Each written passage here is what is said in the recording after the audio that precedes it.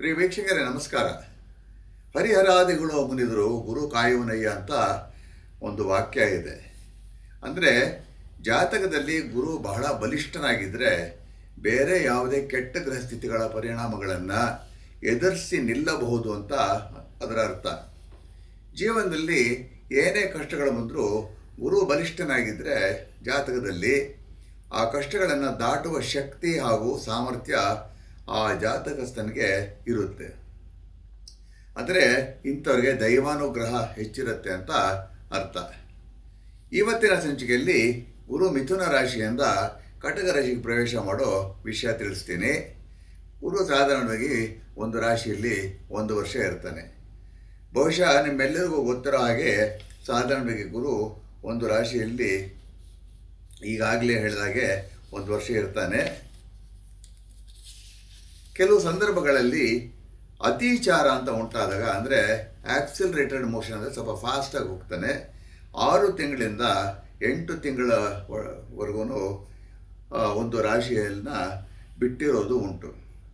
ಇನ್ನು ಕೆಲವು ಸಂದರ್ಭಗಳಲ್ಲಿ ವಕ್ರತ್ವದಿಂದ ಬಹಳ ದೀರ್ಘ ವಕ್ರತ್ವ ಆಗುತ್ತೆ, ಅಂದರೆ ರಿಟ್ರೋಗ್ರೇಡ್ ಮೋಷನ್ ಅಂತೀವಿ.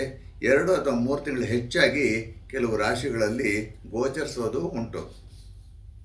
ಈ ಬಾರಿ ನೋಡಿ, ಗುರು ಮಿಥುನ ರಾಶಿಯಿಂದ ಕಟಕ ರಾಶಿಗೆ 2026 ಮೇ 25ನೇ ತಾರೀಕು ಪ್ರವೇಶ ಮಾಡಿ 2027 ಜೂನು 17ನೇ ತಾರೀಕಿನವರೆಗೂ ಕಟಕ ರಾಶಿಯಲ್ಲಿದ್ದು, ಆ ನಂತರ ಸಿಂಹ ರಾಶಿಗೆ ಪ್ರವೇಶ ಮಾಡ್ತಾನೆ. ಅಂದರೆ ಹೆಚ್ಚು ಕಡಿಮೆ 1 ವರ್ಷ 1 ತಿಂಗಳು ಅಂತ ಇಟ್ಕೊಳ್ಳಿ ಕಟಕ ರಾಶಿಯಲ್ಲಿ ಇರ್ತಾನೆ. ಆದರೆ ಈ ಬಾರಿ ಕೂಡ ಗುರುವಿಗೆ ಅತಿಚಾರ ಅಂತ ಉಂಟಾಗಿ 2026 ಅಕ್ಟೋಬರ್ 20ನೇ ತಾರೀಕಿಗೆ ಕಟಕ ರಾಶಿಯಿಂದ ತಾತ್ಕಾಲಿಕವಾಗಿ ಸಿಂಹ ರಾಶಿಗೆ ಪ್ರವೇಶ ಮಾಡ್ತಾನೆ.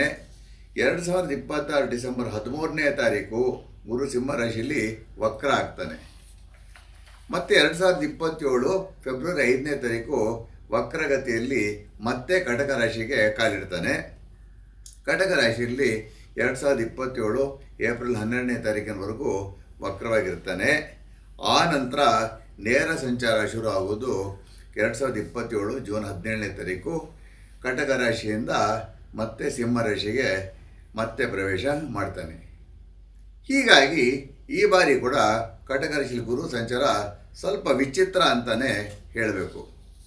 ನಾನು ಯಾವಾಗಲೂ ಹೇಳೋ ಹಾಗೆ ಇದು ಚಿತ್ರಪಕ್ಷದ ಐನಾಂಶದ ಪ್ರಕಾರ ಅಲ್ಲ. ನಾನು ಫಾಲೋ ಮಾಡೋದು, ನಾನು ಯಾವಾಗಲೂ ಹೇಳ್ತಾ ಇರ್ತೀನಿ, ನಮ್ಮ ಪೂಜ್ಯ ತಂದೆ ಜ್ಯೋತಿಷ ಪಿತಾಮಹ ಡಾಕ್ಟರ್ ಬಿ ವಿ ರಾಮನ್ರವರ ಐನಾಂಶದ ಪ್ರಕಾರ. ಈ ಸಿಸ್ಟಮ್ ಅಂದರೆ ಡಾಕ್ಟರ್ ಬಿ ವಿ ರಾಮನ್ರವರ ಐನಾಂಶ ಮೋಸ್ಟ್ ಆ್ಯಕ್ಯುರೇಟ್ ಅಂತ ನನ್ನ ಅಭಿಪ್ರಾಯ. ನಿಮಗೆಲ್ಲ ಗೊತ್ತಿರೋ ಹಾಗೆ ದಶಕಗಳಿಂದ ನಾನು ಮಾಡಿರೋ ಸಂಚಿಕೆಗಳಲ್ಲಿ ಬಹಳ ಮಟ್ಟಿಗೆ ನನ್ನ ಭವಿಷ್ಯ ನುಡಿಗಳು ಸತ್ಯ ಆಗಿದೆ. ಗುರುವಿನ ಬೇರೆ ಬೇರೆ ಹೆಸರುಗಳು ಬೃಹಸ್ಪತಿ, ದೇವಗುರು, ಜೀವ ಹಾಗೂ ವ್ಯಾಳನ್ ಅಂತ. ದೇವಾನುದೇವತೆಗಳಿಗೂ ಕೂಡ ಈತ ಗುರು ಆಗ್ತಾನೆ. ಅದಕ್ಕೆ ಗುರು ಪೀಡಾ ಪರಿಹಾರ ಮಂತ್ರ ಅಂತ ಒಂದು ಬರುತ್ತೆ, ಅದು ಈ ರೀತಿಯಲ್ಲಿ ಬರುತ್ತೆ: ದೇವಮಂತ್ರಿ ವಿಶಾಲಾಕ್ಷ ಸದಾ ಲೋಕ ಹಿತೇರತಃ ಅನೇಕ ಶಿಷ್ಯ ಸಂಪೂರ್ಣ ಪೀಡಾ ಮರುತಮೇ ಗುರು ಅಂತ. ಜ್ಯೋತಿಷದಲ್ಲಿ ಗುರುಗೆ ಸಂತಾನಕಾರಕ, ಧನಕಾರಕ ಹಾಗೂ ವಿದ್ಯಾಕಾರಕ ಅಂತ ಕರೀತಾರೆ. ಇನ್ನು ದೇಹಕ್ಕೆ ಸಂಬಂಧಪಟ್ಟ ದಿವಸದಲ್ಲಿ ಗುರು ಲಿವರ್, ಪ್ಯಾನ್ಕ್ರಿಯಾಸ್ ಹಾಗೂ ಗಾಲ್ ಬ್ಲಾಡರ್ ಕೂಡ ಸೂಚಿಸ್ತಾನೆ.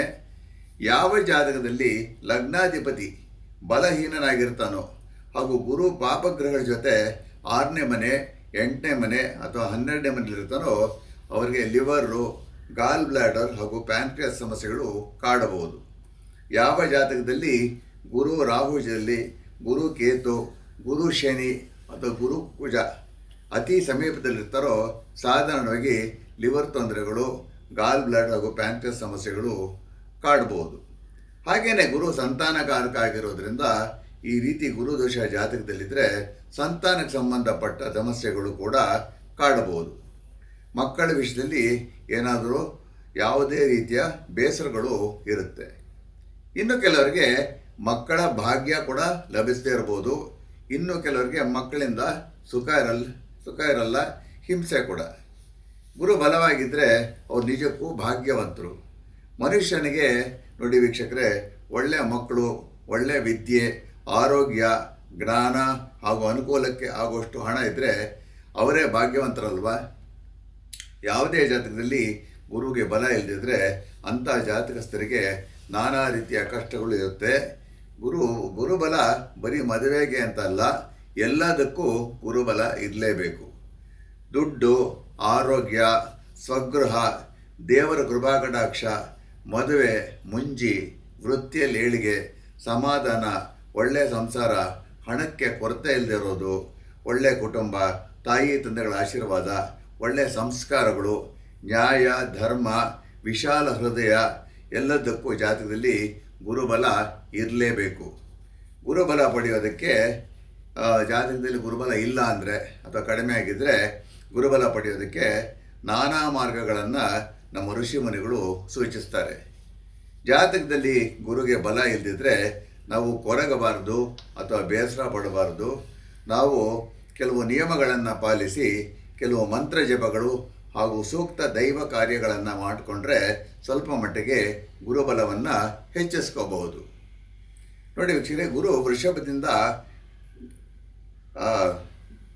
ಮಿಥುನದಿಂದ ಕಟಕ ರಾಶಿಗೆ ಪ್ರವೇಶ ಮಾಡೋ ಸಮಯಕ್ಕೆ, ಅಂದರೆ ಇಂಡಿಯನ್ ಸ್ಟ್ಯಾಂಡರ್ಡ್ ಟೈಮ್ ಅಂತ ತೊಗೊಳ್ತೀವಲ್ಲ, ಅಂದರೆ 2026 ಮೇ 25ನೇ ತಾರೀಕು ಸೋಮವಾರ ಬೆಳಿಗ್ಗೆ 6 ಗಂಟೆ 17 ನಿಮಿಷಕ್ಕೆ ಒಂದು ಕುಂಡ್ಲಿಯನ್ನು ಹಾಕಿದಾಗ ಗ್ರಹ ಸ್ಥಿತಿಗಳು ಈ ರೀತಿ ಇರುತ್ತೆ. ವೃಷಭ ಲಗ್ನದಲ್ಲಿ ರವಿ ಹಾಗೂ ಬುಧ, ಮಿಥುನದಲ್ಲಿ ಶುಕ್ರ, ಕಟಕದಲ್ಲಿ ಗುರು, ಸಿಂಹದಲ್ಲಿ ಚಂದ್ರ ಹಾಗೂ ಕೇತು, ಕುಂಭದಲ್ಲಿ ರಾಹು, ಮೀನದಲ್ಲಿ ಶನಿ ಹಾಗೂ ಮೇಷದಲ್ಲಿ ಕುಜ. ಇನ್ನು ಗ್ರಹ ಸಂಚಾರಗಳು ಬದಲಾದಾಗ ಕೆಲವ್ರಿಗೆ ಒಳ್ಳೆಯದು, ಕೆಲವರಿಗೆ ಅಷ್ಟು ಒಳ್ಳೆಯದಲ್ಲ. ಆಗ ಕೆಲವು ಪರಿಹಾರಗಳು ಮಾಡಿಕೊಂಡ್ರೆ ತಕ್ಕ ಮಟ್ಟಿಗೆ ದೋಷಗಳನ್ನು ಕಡಿಮೆ ಆದರೂ ಮಾಡ್ಕೋಬಹುದು. ನಮ್ಮ ಭಾರತದಲ್ಲಿ ಕೆಲವು ಅದ್ಭುತ ಗುರುಕ್ಷೇತ್ರಗಳಿವೆ. ತಮಿಳುನಾಡಿನ ತಿರುವಾರೂರು ಜಿಲ್ಲೆಯಲ್ಲಿ ಆಲಂಗುಡಿ ಹೆಸರಿನ ಒಂದು ಸಣ್ಣ ಗ್ರಾಮ ಇದೆ. ಕುಂಭಕೋಣಂ ಪಟ್ಟಣದಿಂದ 17 ಕಿಲೋಮೀಟ್ರು ಇದೆ ಗುರುಸ್ಥಳ. ಯಾರು ಯಾವಾಗ ಬೇಕಾದರೂ ಅವ್ರ ಜಾತಕದಲ್ಲಿ ಗುರುದೋಷ ಇದ್ದರೂ ಸರಿ, ಇಲ್ಲದಿದ್ರೂ ಸರಿ, ಅನುಕೂಲ ಇದ್ದರೆ ಒಂದು ಗುರುವಾರ ಅಲ್ಲಿ ಆಲಂಗುಡಿಗೆ ಹೋಗಿ ಹಳದಿ ವಸ್ತ್ರ ಮೇಲುಡುಪು ಧರಿಸಿ 24 ತುಪ್ಪದ ಮಣ್ಣಿನ ದೀಪಗಳನ್ನು ಅಲ್ಲಿ ಬೆಳಗಿಸಿದರೆ ಗುರುದೋಷ ನಿವಾರಣೆ ಆಗುತ್ತೆ ಅಂತ ನಂಬಿಕೆ. ದೇವಸ್ಥಾನದ ಹೊರಗೆ ಹಚ್ಚಿದ್ರೂ ಸಾಕು. ಇದು ಸಾಧ್ಯವಾಗಿಲ್ಲ ಅಂದರೆ 24 ದಾಳಿಂಬೆ ಹಣ್ಣು ಹಾಗೂ 24 ನಿಂಬೆ ಹಣ್ಣುಗಳನ್ನು ಈ ಕ್ಷೇತ್ರದ ಗುರು ದೇವಸ್ಥಾನಕ್ಕೆ ಅರ್ಪಿಸಬಹುದು. ಬುಧವಾರ ಅಲ್ಲಿ ತಲುಪಿ ಗುರುವಾರ ರಾತ್ರಿ ಅಲ್ಲಿ ವಾಸ್ತವ್ಯ ಇದ್ದು ಶುಕ್ರವಾರ ವಾಪಸ್ಸು ಆಗಬಹುದು, ಅವರವರ ಅನುಕೂಲಕ್ಕೆ ತಕ್ಕ ಹಾಗೆ. ದೀಪಗಳನ್ನು ಹಚ್ಚೋಕ್ಕಾಗಲ್ಲ ಅಂದರೆ ಮತ್ತೊಂದು ಪರಿಹಾರ, ದೇವಸ್ಥಾನದ ಆವರಣದಲ್ಲಿ ಕೂತ್ಕೊಂಡು ಭಕ್ತಿಯಿಂದ ಏಕಾಗ್ರತೆಯಿಂದ ಈಗ ನಾನು ಹೇಳೋ ಗುರು ಬೀಜ ಮಂತ್ರವನ್ನು 333 ಬಾರಿ ಜಪಿಸಿದರೆ ಅದೇ ಫಲಗಳು ಲಭಿಸುತ್ತೆ. ಹೆಚ್ಚು ಕಮ್ಮಿ ಒಂದು ಅರ್ಧ ಗಂಟೆಲಿ ಇದು ಮಾಡ್ಕೋಬೋದು. ಗುರು ಬೀಜ ಮಂತ್ರ ಈ ರೀತಿಯಲ್ಲಿ ಬರುತ್ತೆ. ಓಂ ಗ್ರಾಂ ಗ್ರೀಂ ಗ್ರೌಂ ಸಹ ಗುರವೇ ನಮಃ. ಓಂ ಗ್ರಾಂ ಗ್ರೀಂ ಗ್ರೌಂ ಸಹ ಗುರವೇ ನಮಃ.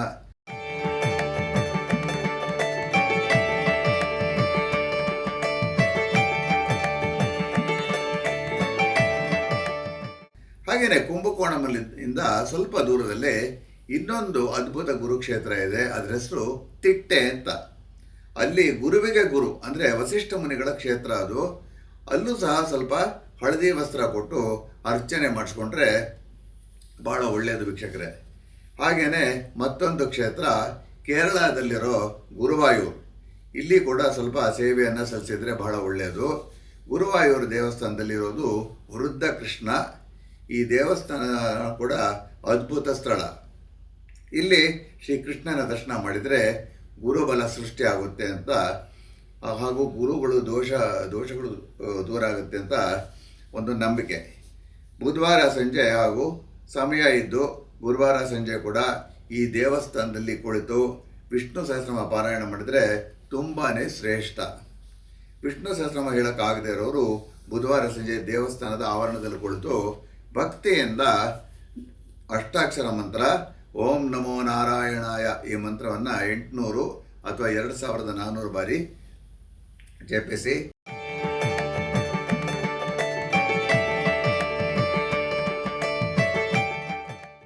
8, 16 ಅಥವಾ 24 ಬೆಲ್ಲದ ಅಚ್ಚುಗಳನ್ನು ಅರ್ಪಿಸಿದರೆ ಶ್ರೀಕೃಷ್ಣನ ಅನುಗ್ರಹ ಹಾಗೂ ಗುರು ಆಶೀರ್ವಾದವು ಲಭ್ಯ ಆಗುತ್ತೆ ಅಂತ ಒಂದು ನಂಬಿಕೆ. ಯಾರಿಗೆ ಗುರುಕ್ಷೇತ್ರಕ್ಕೆ ಹೋಗೋಕ್ಕಾಗಲ್ವೋ ಈಗ ನಾನು ಹೇಳೋ ಈ ಮಂತ್ರವನ್ನು ಮನೆಯಲ್ಲೇ ದಿನನಿತ್ಯ ಉತ್ತರಾಭಿಮುಖ ಜಪಿಸಬಹುದು. ಈ ಮಂತ್ರ ಯಾವ ರೀತಿಯಲ್ಲಿ ಬರುತ್ತೆ ಅಂದರೆ, ಓಂ ಹ್ರೀಂ ಕ್ಲೀಂ ಹೂಂ ಬೃಹಸ್ಪತಿಯೇ ನಮಃ, ಓಂ ಹ್ರೀಂ ಕ್ಲೀಂ ಹೂಂ ಬೃಹಸ್ಪತಿಯೇ ನಮಃ. ಇದನ್ನು 40 ದಿನಗಳು ದಿನನಿತ್ಯ 40 ಬಾರಿ ಜಪಿಸಬೇಕು. ಗುರು ಯಾವಾಗ ಮಿಥುನದಿಂದ ಕರ್ಕಾಟಕ ರಾಶಿ ಪ್ರವೇಶ ಆಗ್ತಾನೋ ಅಲ್ಲಿಂದ.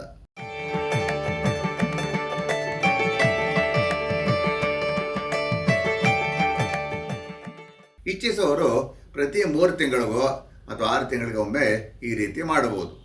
ಇನ್ನು ಕೆಲವರಿಗೆ ಇದ್ಯಾವ ಪರಿಹಾರ ಕೂಡ ಮಾಡೋಕ್ಕಾಗಲ್ಲ. ಇದು ಯಾವುದೇ ಪರಿಹಾರಗಳು ಮಾಡೋಕ್ಕೆ ಆಗದೇ ಇರೋರಿಗೆ ಒಂದು ಸುಲಭ ಪರಿಹಾರ ಏನಂದರೆ, ನೀವು ಯಾರನ್ನು ಗುರು ಸ್ಥಾನದಲ್ಲಿ ನೋಡ್ತೀರೋ ಯಾರಾದರೂ ಸರಿ, ನಿಮ್ಮ ಪೋಷಕರಿರ್ಬೋದು, ಒಡ ಹುಟ್ಟಿದವರು ಇರ್ಬೋದು, ನಿಮ್ಮ ಶಾಲಾ ಕಾಲೇಜು ಮೇಷ್ಟ್ರುಗಳಿರ್ಬೋದು, ನಿಮಗೆ ಮಾರ್ಗದರ್ಶನ ನೀಡೋ ಗುರುಗಳೇ ಇರ್ಬೋದು, ನಿಮಗೆ ಯಾರು ಗುರು ಅನಿಸುತ್ತೋ ಮೇ 25ನೇ ತಾರೀಕು ಸೋಮವಾರ ಅವರಿಗೆ ಸ್ವಲ್ಪ ಹಣ್ಣು, ವೀಳ್ಯದೆಲೆ, ಹೂಗಳು ಈ ರೀತಿ ನಿಮ್ಮ ಶಕ್ತಿ ಅನುಸಾರ ಸಮರ್ಪಿಸಿ ಅವ್ರ ಪಾದಕ್ಕೆ ಭಕ್ತಿಯಿಂದ ನಮಸ್ಕರಿಸಿ. ಮೇ 25ನೇ ತಾರೀಕು ನಿಮಗೆ ಮಾಡೋಕ್ಕಾಗಿಲ್ಲ ಅಂದರೆ ಜೂನ್ 29ನೇ ತಾರೀಕು ಸೋಮವಾರ ಪೌರ್ಣಮಿ ದಿನ ಕೂಡ ನಿಮ್ಮ ಗುರುವಿಗೆ ನಾನು ಸೂಚಿಸಿರೋ ಪರಿಹಾರಗಳನ್ನು ನೀವು ಮಾಡ್ಕೋಬೋದು. ಗುರುಬಲ ಸೃಷ್ಟಿಯಾಗುತ್ತೆ. ಇನ್ನು ಬಹಳ ಜನರು ಅವರವ್ರ ರಾಶಿಗಳ ಮೇಲೆ ಈ ಗುರು ಗೋಚಾರ ಹೇಗಿರ್ಬೋದು ಅಂತ ಕಾತರದಿಂದ ಕಾಯ್ತಿರ್ತಾರೆ. ಎಂದಿನಂತೆ ನಾನು ಈ ರೀತಿ ರಾಶಿ ಫಲಗಳನ್ನು ಹೇಳೋದನ್ನು ಒಂದು ಮಾರ್ಗದರ್ಶನಕ್ಕೆ ತಗೋಬೇಕು. ಯಾಕಂದರೆ ನಾನು ಯಾವಾಗಲೂ ಹೇಳೋ ಹಾಗೆ ಅವರವರ ಜಾತಕದ ಬಲ ಹಾಗೂ ದೋಷಗಳು ಹಾಗೂ ದಶಾಭುಕ್ತಿಗಳು ಬಹಳ ಮುಖ್ಯ. ಯಾವುದೇ ಗ್ರಹ ಗೋಚಾರದ ಬಗ್ಗೆ ವಿಶ್ಲೇಷಣೆ ಮಾಡಬೇಕಾದ್ರೂ ಬರೀ ಪುಸ್ತಕದ ಜ್ಞಾನ ಇದ್ದರೆ ಸಾಲದು ವೀಕ್ಷಕರೇ. ಮಸ್ತಕದ ಜ್ಞಾನ ಹಾಗೂ ದೀರ್ಘ ಅನುಭವ ಕೂಡ ಬಹಳ ಇರಲೇಬೇಕು. ಸುಮ್ಮನೆ ಗುರು ಕಟಕ ರಾಶಿ ಪ್ರವೇಶದಿಂದ ಈ ರಾಶಿಗೆ ಒಳ್ಳೆಯದು, ಆ ರಾಶಿಗೆ ಕೆಟ್ಟದ್ದು ಅಂತ ಈ ರೀತಿ ಜನರಲೈಸ್ಡ್ ಆಗಿ ಮೆಕ್ಯಾನಿಕಲ್ ಹೇಳೋದು ಬಹಳ ತಪ್ಪು. 2027 ಜನವರಿ 2ನೇ ತಾರೀಕು ರಾಹು ಮಕರ ರಾಶಿಗೆ ಹಾಗೂ ಕೇತು ಕಟಕ ರಾಶಿಗೆ ಪ್ರವೇಶ ಆಗುತ್ತೆ. ಆಗ ರಾಶಿ ಫಲಗಳಲ್ಲಿ ಸ್ವಲ್ಪ ಬದಲಾವಣೆ ಕೂಡ ಆಗುತ್ತೆ. ನಾನು ಯಾವಾಗಲೂ ಹೇಳೋ ಹಾಗೆ ಗ್ರಹ ಗೋಚಾರ ರಾಶಿ ಫಲಗಳು ಒಂದು ಗೈಡೆನ್ಸ್ಗಾಗಿ, ಅಂದರೆ ದಿಕ್ಸೂಚಿಯಾಗಿ ತಗೊಳ್ಳಿ. ಯಾಕಂದರೆ ಇದೆಲ್ಲದಕ್ಕಿಂತ ಮುಖ್ಯ ನಿಮ್ಮ ಜಾತಕದ ಬಲ ಅಬಲಗಳು, ಯೋಗಗಳು ಹಾಗೂ ದಶಾಭುಕ್ತಿಗಳು, ಇದೆಲ್ಲ ಬಹಳ ಬಹಳ ಮುಖ್ಯ. ಈಗ ಬನ್ನಿ, ಗುರು ಕಟಕ ರಾಶಿಗೆ ಪ್ರವೇಶ ಮಾಡೋದ್ರಿಂದ 12 ರಾಶಿಗಳಿಗೆ ಏನು ಫಲ ಅಂತ ನೋಡೋಣ. ಈಗ ಮೇಷ ರಾಷ್ಟ್ರಾಧಿಪತಿ ಕುಜ ರಾಶಿಯಲ್ಲೇ ಇರೋದ್ರಿಂದ ಮೇಷರಾಶಿಯವರ ಬುಡ ಭದ್ರ ಆಗುತ್ತೆ. ಆದರೆ ಕುಜನಿಗೆ ಅಷ್ಟಮಾಧಿಪತ್ಯ ದೋಷ ಕೂಡ ಇರೋದ್ರಿಂದ ಆರೋಗ್ಯದಲ್ಲಿ ಪದೇ ಪದೇ ಸ್ವಲ್ಪ ಏರುಪೇರು ಉಂಟಾಗುತ್ತೆ. ಬ್ಲಡ್ ಪ್ರೆಷರು, ಹೈಪರ್ ಟೆನ್ಷನ್ನು ಹಾಗೂ ಸಕ್ಕರೆ ಕಾಯಿಲೆ ಉಲ್ಬಣ ಆಗುವಂಥ ಸಾಧ್ಯತೆ ಇರುತ್ತೆ. ಭುಜ ಹಾಗೂ ಕತ್ತಲ್ಲಿ ಸ್ವಲ್ಪ ನೋವು ಉಂಟಾಗ್ಬೋದು. ದ್ವಿತೀಯದಲ್ಲಿ ಪಂಚಮಾಧಿಪತಿ ರವಿ ಇರೋದ್ರಿಂದ ಹಿಂದೆ ಮಾಡಿದ ಹೂಡಿಕೆ ಫಲದಾಯಕ ಆಗ್ಬೋದು. ಆದರೂ ತೃತೀಯ ಷಷ್ಠ್ಯಾಧಿಪತಿ ಬುಧ ಕೂಡ ದ್ವಿತೀಯದಲ್ಲಿ ಇರೋದ್ರಿಂದ ಬಂದ ಹಣ ನಿಲ್ಲೋದಿಲ್ಲ, ಹೆಂಗೋ ಜಾರ್ಕೊಂಡು ಹೊರಟೋಗುತ್ತೆ. ಹಳೆಯ ಸಾಲಗಳು ಬಾಧಿಸಬಹುದು. ದ್ವಿತೀಯ ಸಪ್ತಮಾಧಿಪತಿ ಶುಕ್ರ ತೃತೀಯದಲ್ಲಿದ್ದರೆ ಮದುವೆ ಪ್ರಯತ್ನಗಳು ಫಲಿಸಬಹುದು. ಭಾಗ್ಯಸ್ಥಾನಾಧಿಪತಿ ಗುರು ಚತುರ್ಥದಲ್ಲಿರೋದ್ರಿಂದ ತಾಯಿಯಿಂದ ಸ್ವಲ್ಪ ಲಾಭ, ಆಸ್ತಿ ವಿಷಯದಲ್ಲಿ ಅನುಕೂಲ ಉಂಟಾಗ್ಬೋದು. ಆದರೆ ಮಾತೃಕಾರಕ ಹಾಗೂ ಚತುರ್ಥಾಧಿಪತಿ ಚಂದ್ರ ಪಂಚಮದಲ್ಲಿ ಕೇತುಗ್ರಸ್ತನಾಗಿರೋದ್ರಿಂದ ತಾಯಿ ಆರೋಗ್ಯದಲ್ಲಿ ವ್ಯತ್ಯಾಸ, ಇದರಿಂದ ಮನಸ್ಸಿಗೆ ಸ್ವಲ್ಪ ಬಾಧೆ ಉಂಟಾಗುತ್ತೆ. ಏಕಾದಶದಲ್ಲಿ ರಾಹು ಇರೋದ್ರಿಂದ ಕೆಲಸ ಕಾರ್ಯಗಳು ಮುಂದುವರಿಯುತ್ತೆ. ಆದರೆ ಸ್ನೇಹಿತನಿಂದ ಮನಸ್ಸಿಗೆ ಏನೋ ಅನಿರೀಕ್ಷಿತವಾಗಿ ಮನಸ್ಸಿಗೆ ನೋವು ಉಂಟಾಗ್ಬೋದು, ಅವನ ಮಾತಿಂದನೋ ನಡೆ ನುಡಿಗಳಿಂದನೋ. ಸೋದರ ಮಾವನ ಆರೋಗ್ಯದಲ್ಲಿ ಏರುಪೇರು.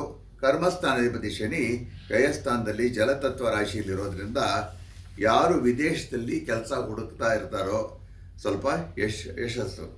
ಆದರೆ ಹೊರದೇಶದ ಖರ್ಚು ವೆಚ್ಚದಿಂದ ಸ್ವಲ್ಪ ಸಾಲ ಬಾಧೆ ಕೂಡ ಹೆಚ್ಚಾಗುತ್ತೆ.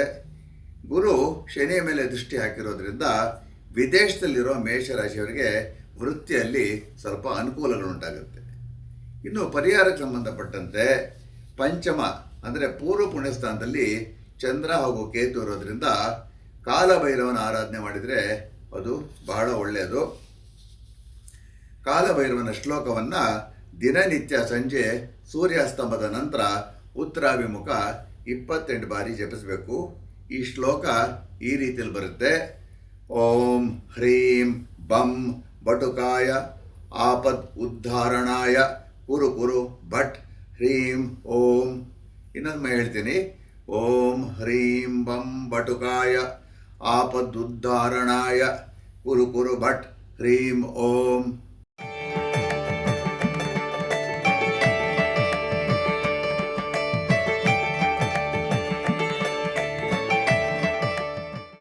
ಇದಾದ ನಂತರ ಚಂದ್ರ ಬೀಜ ಮಂತ್ರವನ್ನು 28 ಬಾರಿ ಜಪಿಸಿ. ಚಂದ್ರ ಬೀಜ ಮಂತ್ರ ಈ ರೀತಿಯಲ್ಲಿ ಬರುತ್ತೆ. ಓಂ ಶ್ರಾಂ ಶ್ರೀಂ ಶ್ರೌಂ ಸಹ ಚಂದ್ರಮಸೇ ನಮಃ. ಓಂ ಶ್ರಾಂ ಶ್ರೀಂ ಶ್ರೌಂ ಸಹ ಚಂದ್ರಮಸೇ ನಮಃ.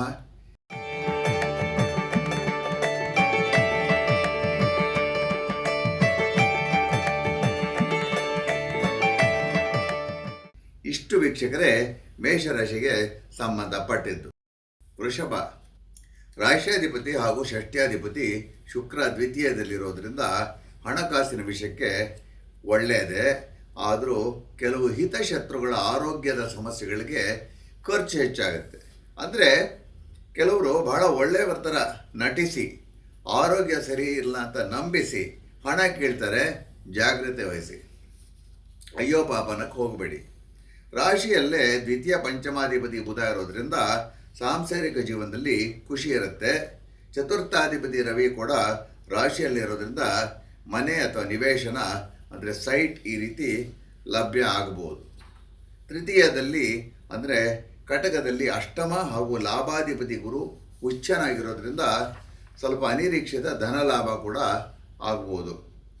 ಪಿತ್ರಾರ್ಜಿತ ಆಸ್ತಿ ವಿಷಯದಲ್ಲಿ ಸ್ವಲ್ಪ ಒಳ್ಳೆಯದೇ. ಚತುರ್ಥದಲ್ಲಿ ಅಂದರೆ ಮಾತೃಸ್ಥಾನದಲ್ಲಿ ಮಾತೃಕಾರಕ ಚಂದ್ರ ಹಾಗೂ ಕೇತು ಇರೋದ್ರಿಂದ ಯಾರಿಗಾದ್ರೂ ಸರಿ ಜಾತಕದಲ್ಲಿ 4ನೇ ಮನೆಯಲ್ಲಿ ಚಂದ್ರ ಇದ್ದರೆ ಸ್ವಲ್ಪ ಎಡವಟ್ಟೆ. ಅದು ತಾಯಿ ಯೋಗಕ್ಷೇಮಕ್ಕೆ ಅಷ್ಟು ಒಳ್ಳೆಯದಲ್ಲ. ಕರ್ಮಸ್ಥಾನದಲ್ಲಿ ರಾಹು ಇದ್ದರೆ ವೃತ್ತಿಯಲ್ಲಿ ಯಶಸ್ಸು, ಅಂದರೆ ಶತ್ರುಗಳು ಹೆಚ್ಚುತ್ತಾರೆ. ವೃತ್ತಿಯಲ್ಲಿ ಯಶಸ್ಸು ಬೇರೆ, ಶತ್ರುಗಳು ಹೆಚ್ಚೋದು ಬೇರೆ. ಕರ್ಮಸ್ಥಾನಾಧಿಪತಿ ಶನಿ ಲಾಭಸ್ಥಾನದಲ್ಲಿರೋದ್ರಿಂದ ನೌಕರಿಯಲ್ಲಿರೋರಿಗೆ ಇನ್ಕ್ರಿಮೆಂಟ್ ಅಂದರೆ ಬಡ್ತಿ, ಹಾಗೆಯೇ ಉದ್ಯಮಿಗಳಿಗೆ ಒಳ್ಳೆಯ ಲಾಭ ಉಂಟಾಗ್ಬೋದು.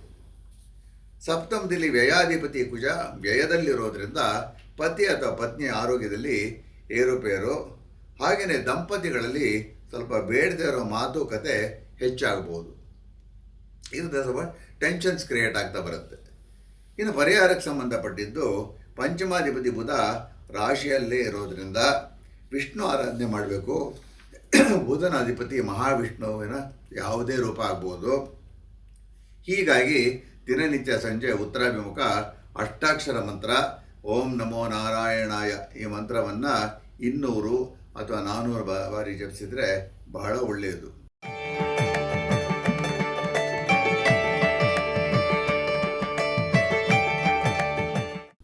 ಯಾವಾಗಲೂ ವಿಷ್ಣುವಿಗೆ ಸಂಬಂಧಪಟ್ಟಿದ್ದು ಸಂಜೆ ಹೊತ್ತು ಮಾಡಿದ್ರೆ ಒಳ್ಳೆಯದು. ಅಸ್ತಮಾನೇ ಸ್ವಯಂ ವಿಷ್ಣು ಅಂತ ಹೇಳ್ತಾರೆ. ಹಾಗೆಯೇ 9 ಬುಧವಾರಗಳು ವಿಷ್ಣು ದೇಗುಲಕ್ಕೆ ಸ್ವಲ್ಪ ಹೆಸರು ಕಾಳು ಅರ್ಪಿಸಿ ಅರ್ಚನೆ ಮಾಡಿಸ್ಕೊಂಡ್ರೆ ಅದು ಬಹಳ ಒಳ್ಳೆಯದು.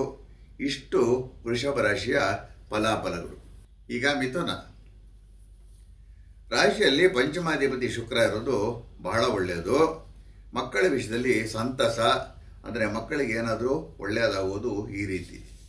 ಹಾಗೆಯೇ ಕೆಲವು ಇಷ್ಟಾರ್ಥಗಳ ಸಿದ್ಧಿ, ಮನೆ ಅಥವಾ ನಿವೇಶನ ವಿಷಯದಲ್ಲಿ ಏನಾದರೂ ಒಳ್ಳೆಯದಾಗೋದು ಈ ರೀತಿ ನೋಡ್ಬೋದು. ಮದುವೆ ಪ್ರಯತ್ನಗಳು ಫಲಿಸಬಹುದು. ದಂಪತಿಗಳಲ್ಲಿ ಸ್ವಲ್ಪ ಸಾಮರಸ್ಯ ಇರುತ್ತೆ.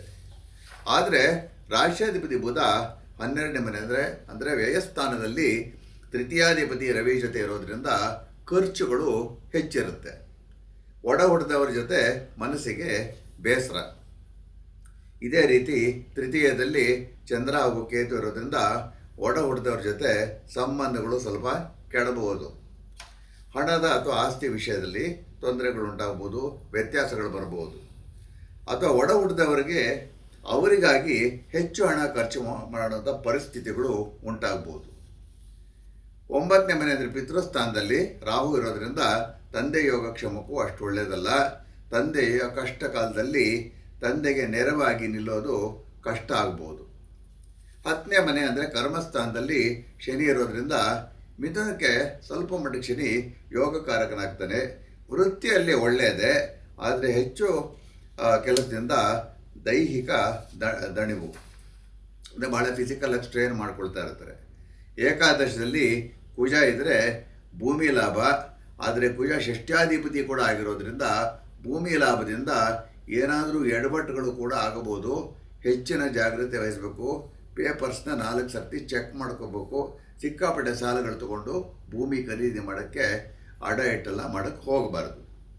ಇನ್ನು ಪರಿಹಾರಕ್ಕೆ ಸಂಬಂಧಪಟ್ಟಂತೆ ಪಂಚಮಾಧಿಪತಿ ಶುಕ್ರ ರಾಶಿಯಲ್ಲಿ ಇರೋದ್ರಿಂದ ಅಮ್ಮನವರ ಆರಾಧನೆ ಬಹಳ ಮುಖ್ಯ. ಮಿಥುನ ರಾಶಿಯವರು 12 ಶುಕ್ರವಾರಗಳು ಬೆಳಗ್ಗೆ ಅಥವಾ ಸಂಜೆ ಯಾವುದೇ ಅಮ್ಮನವರ ದೇಗುಲಕ್ಕೆ ಸ್ವಲ್ಪ ಒಣ ಅವರೆಕಾಳು ಅರ್ಪಿಸಿ ಅರ್ಚನೆ ಮಾಡಿಸ್ಕೋಬೇಕು. ಅರ್ಚನೆ ನಂತರ ದೇಗುಲದಲ್ಲಿ 10 ನಿಮಿಷ ಕುಳಿತು ಓಂ ಶ್ರೀ ಅಂಬಿಕಾಯೇ ನಮಃ, ಓಂ ಶ್ರೀ ಅಂಬಿಕಾಯೇ ನಮಃ ಮಂತ್ರವನ್ನು ಜಪಿಸಬೇಕು. 10 ನಿಮಿಷ ಮಾಡಿ ಎಣಿಸೋದು ಬೇಡ.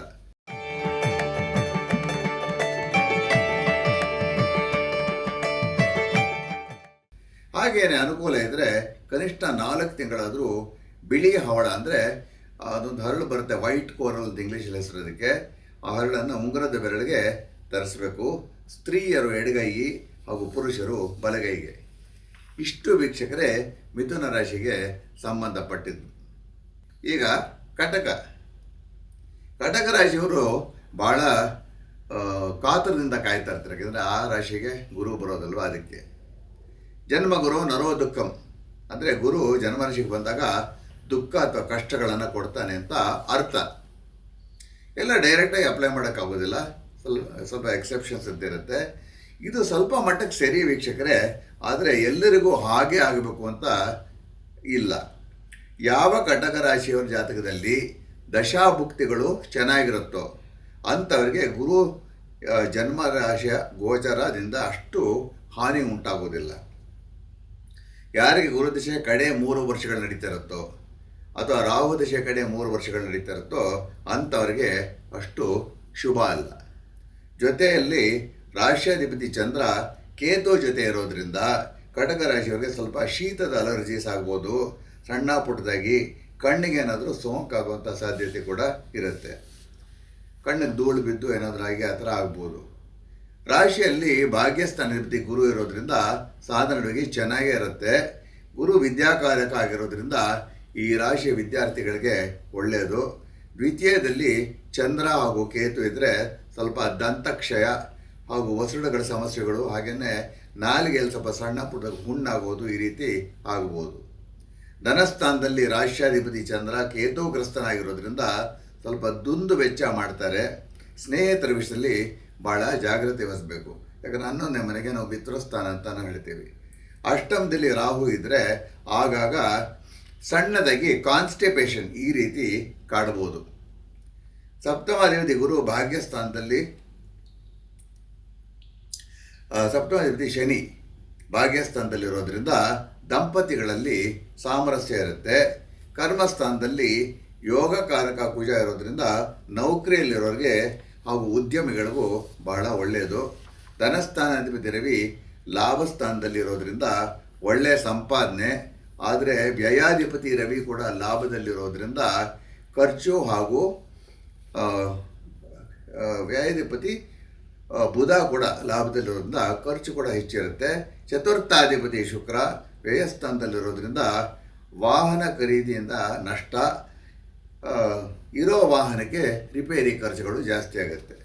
ಶುಕ್ರ ವಾಹನಕಾರಕನಾಗಿ ಆರ್ದ್ರ ನಕ್ಷತ್ರ ಅಂದರೆ ರಾಹು ನಕ್ಷತ್ರದಲ್ಲಿರೋದ್ರಿಂದ, ರಾಹು ಅಷ್ಟಮದಲ್ಲಿರೋದ್ರಿಂದ, ಹಾಗೆ ರಾಶಿ ಮೇಲೆ ಕುಜನ ಚತುರ್ಥ ದೃಷ್ಟಿ ಇರೋದ್ರಿಂದ ಕಟಕ ರಾಶಿಯವರಿಗೆ ವಾಹನ ಅಪಘಾತದ ಸಾಧ್ಯತೆ ಇರುತ್ತೆ. ರಸ್ತೆಯಲ್ಲಿ ನಡಿಬೇಕಾದ್ರೆ ಗಾಡಿ ಓಡಿಸ್ಬೇಕಾದ್ರೆ ಭಾಳ ಹುಷಾರಾಗಿರಬೇಕು. ಪರಿಹಾರ: ರಾಶಿಯಾಧಿಪತಿ ಚಂದ್ರ ಕೇತುಗ್ರಸ್ತನಾಗಿ ರವಿಯ ಮನೆಯಲ್ಲಿ ನಿಶ್ಶಕ್ತ. ಹೀಗಾಗಿ ಸ್ವಲ್ಪ ಶಿವನ ಆರಾಧನೆ ಮಾಡಿಕೊಂಡ್ರೆ ಬಹಳ ಒಳ್ಳೆಯದು. ಮೊದಲನೇದಾಗಿ ಕೇತು ದೋಷಕ್ಕೆ 12 ಗುರುವಾರಗಳು ಗಣೇಶನ ಗುಡಿಗೆ ಸ್ವಲ್ಪ ಕಡಲೆಕಾಳು ಅರ್ಪಿಸಿ ಅರ್ಚನೆ ಮಾಡಿಸ್ಕೊಂಡ್ರೆ ಅದು ಭಾಳ ಒಳ್ಳೆಯದು. ಹಾಗೆಯೇ 10 ನಿಮಿಷಗಳ ಕಾಲ ಅಲ್ಲೇ ದೇಗುಲದಲ್ಲಿ ಕೂತು ಈ ಚಿಕ್ಕ ಗಣಪತಿ ಮಂತ್ರವನ್ನು ಜಪಿಸಿ ಆ ನಂತರ ಮನೆಗೆ ತೆರಳಿ. ಈ ಮಂತ್ರ ಯಾವ ರೀತಿಯಲ್ಲಿ ಬರುತ್ತೆ ಅಂದರೆ ಓಂ ಗಂ ಗ್ಲೌಂ ಗಣಪತಿಯೇ ನಮಃ, ಓಂ ಗಂ ಗ್ಲೌಂ ಗಣಪತಿಯೇ ನಮಃ.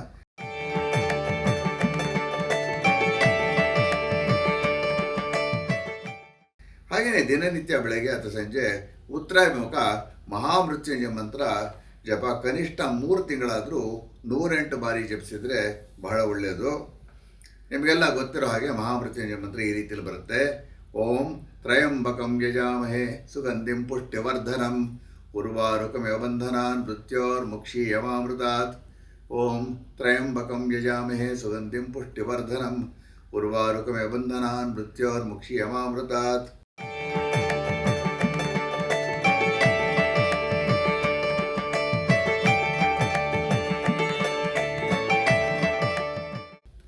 ಇಷ್ಟು ಕಟಕ ರಾಶಿಯ ಫಲಗಳು. ಈಗ ಸಿಂಹ ರಾಶಿಯಲ್ಲಿ ವ್ಯಯಾಧಿಪತಿ ಚಂದ್ರ ಹಾಗೂ ಕೇತು. ಏನೂ ಕಾರಣ ಇಲ್ಲದೇನೆ ಸಿಂಹ ರಾಶಿಯವರಿಗೆ ಹಣದ ಕೊರತೆ ಉಂಟಾಗಬಹುದು. ಖರ್ಚುಗಳಿಗೆ ಹಣ ಹೊಂದಿಸೋದು ಕಡೆಗೆ ಒಂದ್ಸತಿ ದಿನನಿತ್ಯ ಖರ್ಚಿಗೂ ಸ್ವಲ್ಪ ಕಷ್ಟ ಆಗ್ಬೋದು. ಮನಸ್ಸಲ್ಲಿ ಸ್ವಲ್ಪ ವೈರಾಗ್ಯ ಉಂಟಾಗ್ಬೋದು. ನಂಬಿಕೆಗಳು ಕಳ್ಕೋಬೋದು. ಯಾರನ್ನು ನಂಬಬೇಕು, ಯಾರನ್ನು ಬಿಡಬಾರ್ದು, ಯಾರನ್ನು ನಂಬಾರ್ದು, ಈ ರೀತಿಯಲ್ಲೆಲ್ಲ ಗೊಂದಲಗಳು ಉಂಟಾಗುತ್ತೆ. ಕಣ್ಣಿನ ಆರೋಗ್ಯಕ್ಕೆ ಹೆಚ್ಚಿನ ಗಮನ ಕೊಡಬೇಕು. ಒಳ್ಳೆಯ ಕಣ್ಣಿನ ವೈದ್ಯರನ್ನು ಸಂಪರ್ಕಿಸಿ. ಇವೆಲ್ಲ ಕಣ್ಣಲ್ಲಿ ಸ್ವಲ್ಪ ನೀರು ಬರೋದು, ಕೆಂಪಗಾಗೋದು, ಉರಿ ಬರೋದು, ಈ ಥರ ಇಂಬ್ಯಾಲೆನ್ಸಸ್ ಅಂತ ಅನಿಸಿದರೆ ಸರಿ ಕಣ್ಣಿನ ಡಾಕ್ಟ್ರಿಗೆ ತೋರಿಸ್ಕೊಳ್ಳಿ. ಆದರೆ ರಾಷ್ಟ್ರಾಧಿಪತಿ ರವಿ 10ನೇ ಮನೆ ಅಂದರೆ ಕರ್ಮಸ್ಥಾನದಲ್ಲಿದ್ದು ಕರ್ಮಸ್ಥಾನಾಧಿಪತಿ ಶುಕ್ರ ಲಾಭಸ್ಥಾನದಲ್ಲಿರೋದ್ರಿಂದ ಎಷ್ಟೇ ಹಣದ ಸಮಸ್ಯೆ ಉಂಟಾದರೂ ಹೇಗೋ ಸಮಯಕ್ಕೆ ಹಣ ಸಿಗುತ್ತೆ. ಸಿಂಹ ರಾಶಿಯವರು ಸದ್ಯಕ್ಕೆ ಮುಳುಗಲ್ಲ. ಸಪ್ತಮದಲ್ಲಿ ರಾಹು ಇದ್ದರೆ ದಂಪತಿಗಳಲ್ಲಿ ಸ್ವಲ್ಪ ಭಿನ್ನಾಭಿಪ್ರಾಯಗಳು. ಮದುವೆ ಪ್ರಯತ್ನದಲ್ಲಿ ಹೆಚ್ಚಿನ ಜಾಗೃತಿ ವಹಿಸಬೇಕು. ಇಲ್ಲದಿದ್ದರೆ ವಧು ಅಥವಾ ವರನಿಂದ ವಂಚನೆ ಸಾಧ್ಯ. ಸಾಧಾರಣ ವೀಕ್ಷಕರೇ, ಸಪ್ತಮ ಸ್ಥಾನದಲ್ಲಿ ರಾಹು ಇದ್ದರೆ ಮದುವೆ ವಿಷಯದಲ್ಲಿ ಏನಾದರೂ ಎಡವಟ್ಟುಗಳಾಗತ್ತೆ. ಎಕ್ಸ್ಪೆಕ್ಟೇಷನ್ಸ್ ಸರಿಯಾಗಿ ಮೀಟ್ ಆಗೋದಿಲ್ಲ. ಈ ರೀತಿಯಲ್ಲಿರುತ್ತೆ. ಸಪ್ತಮಾಧಿಪತಿ ಶನಿ ಅಷ್ಟಮದಲ್ಲಿರೋದ್ರಿಂದ ಪತಿ ಅಥವಾ ಪತ್ನಿ ಆರೋಗ್ಯದಲ್ಲೂ ಪದೇ ಪದೇ ಏರುಪೇರು ಉಂಟಾಗ್ಬೋದು. 9ನೇ ಮನೆ ಅಂದರೆ ಭಾಗ್ಯಸ್ಥಾನದಲ್ಲಿ ಅಥವಾ ಪಿತೃಸ್ಥಾನದಲ್ಲಿ ಕುಜ ಇರೋದ್ರಿಂದ ಕುಜ ಅದರ ಅಧಿಪತಿಯನ್ನಾಗ್ತಾನೆ. ಮನೆಯ ಬದಲಾವಣೆ ಆಗಬಹುದು. ಹಾಗೆಯೇ ಕುಜ ಕೇತು ನಕ್ಷತ್ರ ಅಶ್ವಿನಿಯಲ್ಲಿರೋದ್ರಿಂದ ತಂದೆ ಯೋಗಕ್ಷೇಮಕ್ಕೆ ಅಷ್ಟು ಒಳ್ಳೆಯದಲ್ಲ. ಧನ ಹಾಗೂ ಲಾಭಸ್ಥಾನಾಧಿಪತಿ ಬುಧ ಕೂಡ 10ನೇ ಮನೆ ಅಂದರೆ ಕರ್ಮಸ್ಥಾನದಲ್ಲಿರೋದ್ರಿಂದ ಸಿಂಹ ರಾಶಿಯ ಉದ್ಯಮಿಗಳಿಗೆ ಆಗಾಗ ಒಳ್ಳೆಯ ಲಾಭ ಉಂಟಾಗುತ್ತೆ. ಪಂಚಮಾಧಿಪತಿ ಗುರು 12ನೇ ಮನೆ ಅಂದರೆ ವ್ಯಯಸ್ಥಾನದಲ್ಲಿರೋದ್ರಿಂದ ಹಾಗೆಯೇ ಗುರು ಮೇಲೆ ಕುಜನ ದೃಷ್ಟಿ ಇರೋದ್ರಿಂದ ಸಿಂಹ ರಾಶಿಯ ಗರ್ಭಿಣಿಯರು ಹೆಚ್ಚಿನ ಜಾಗ್ರತೆ ವಹಿಸಬೇಕು. ಇನ್ನು ಪರಿಹಾರಕ್ಕೆ ಸಂಬಂಧಪಟ್ಟಂತೆ ಸಿಂಹ ರಾಶಿಯವರು ಸೂರ್ಯಾರಾಧನೆ ಮಾಡಬೇಕು. ಅಭ್ಯಾಸ ಇರೋರು ದಿನನಿತ್ಯ ಬೆಳಗ್ಗೆ ಪೂರ್ವಾಭಿಮುಖ ಆದಿತ್ಯ ಹೃದಯ ಪಾರಾಯಣ ಮಾಡಿದ್ರೆ ಅದು ಬಹಳ ಒಳ್ಳೆಯದು. ಅವ್ರಿಗೆ ಅಭ್ಯಾಸ ಎಲ್ಲ ಅಥವಾ ಇದು ಮಂತ್ರಗಳು ಸರಿಯಾಗಿ ಬರೋದಿಲ್ಲ ಅಂತಿದ್ರೆ ಇದು ಕಷ್ಟ. ಆದರೆ ಈಗ ನಾನು ಹೇಳೋ ಸೂರ್ಯ ಮಂತ್ರವನ್ನು 108 ಬಾರಿ ಜಪಿಸಬೇಕು. ಸೂರ್ಯ ಮಂತ್ರ ಈ ರೀತಿಯಲ್ಲಿ ಬರುತ್ತೆ. ಓಂ ಹ್ರಾಂ ಹ್ರೀಂ ಹ್ರೌಂ ಸಹ ಸೂರ್ಯಾಯ ನಮಃ. ಓಂ ಹ್ರಾಂ ಹ್ರೀಂ ಹ್ರೌಂ ಸಹ ಸೂರ್ಯಾಯ ನಮಃ.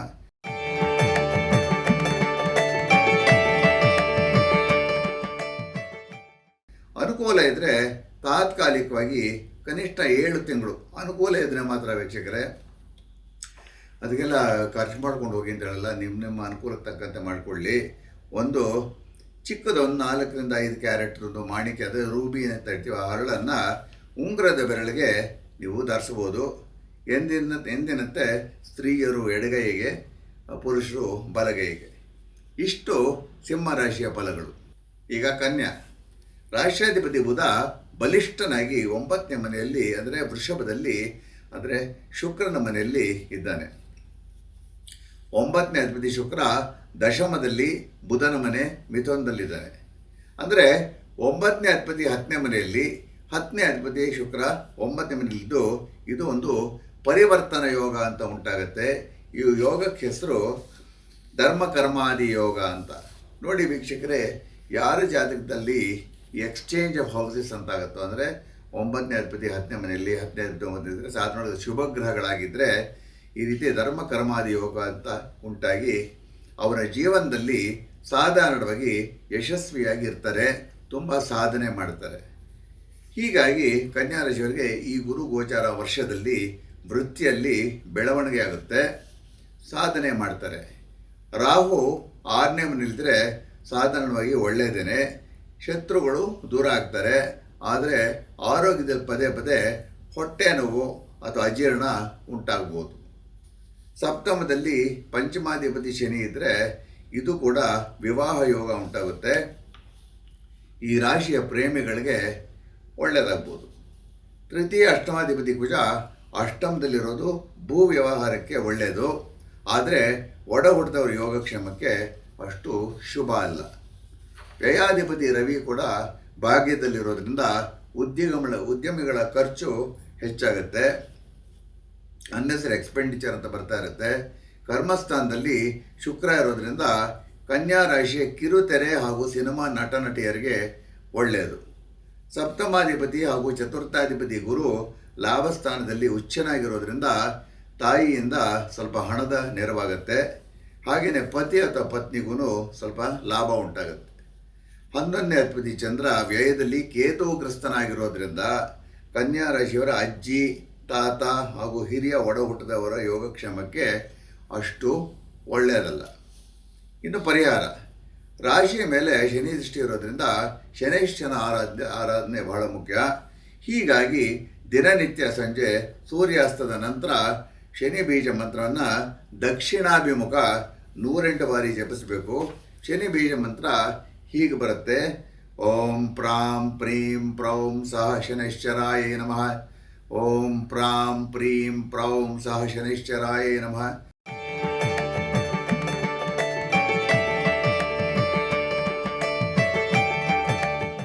ಇದನ್ನು ಕನಿಷ್ಠ 3 ತಿಂಗಳಾದರೂ ಮಾಡಿ.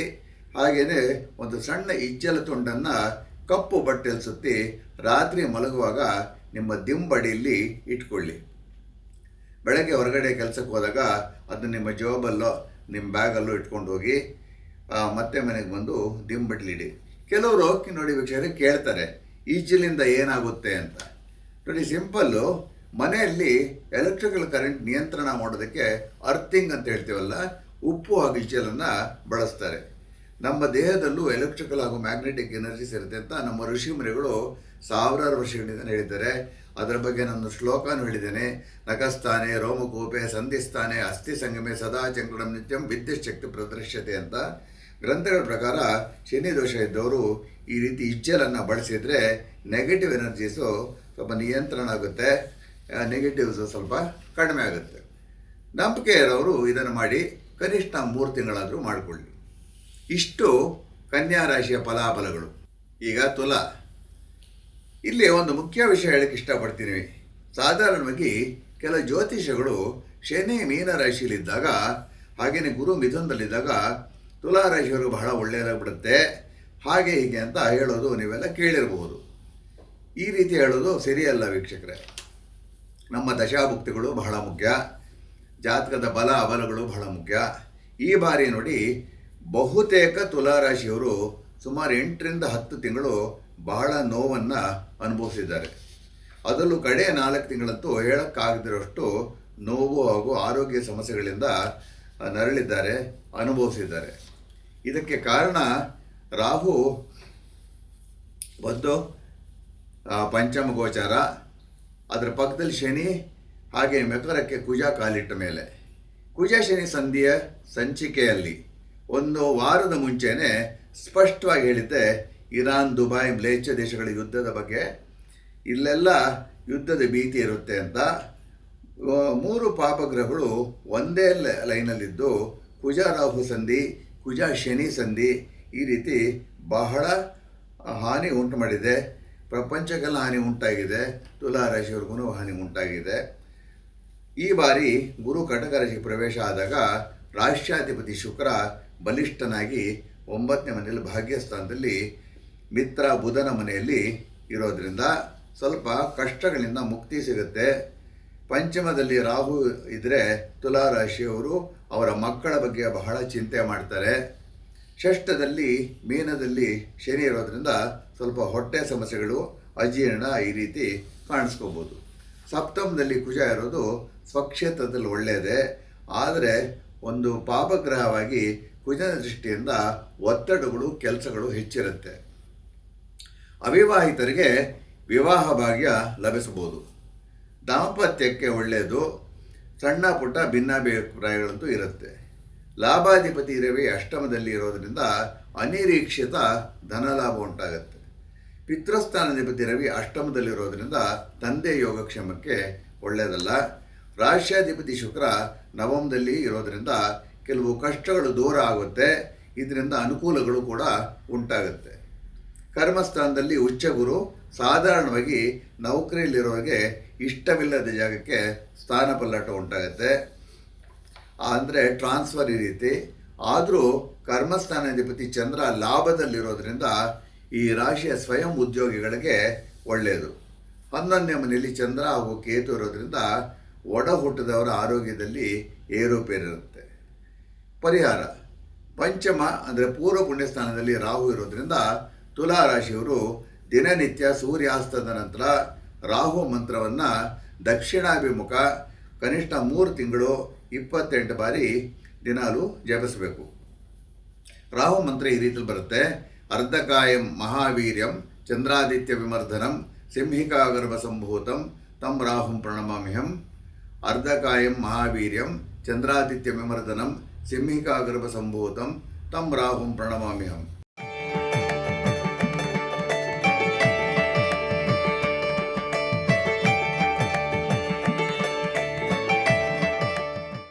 ಅಭ್ಯಾಸ ಇರೋರು 3 ತಿಂಗಳ ಕಾಲ ಲಲಿತಾ ಸಹಸ್ರನಾಮ ಪಾರಾಯಣ ಕೂಡ ಸಂಜೆ ವೇಳೆಯಲ್ಲಿ ಉತ್ತರಾಭಿಮುಖ ಮಂಗಳವಾರಗಳು ಹಾಗೂ ಶುಕ್ರವಾರಗಳು ಮಾಡಿದರೆ ಅದೂ ಭಾಳ ರಕ್ಷಣೆ ಕೊಡುತ್ತೆ, ಒಳ್ಳೆಯದಾಗತ್ತೆ.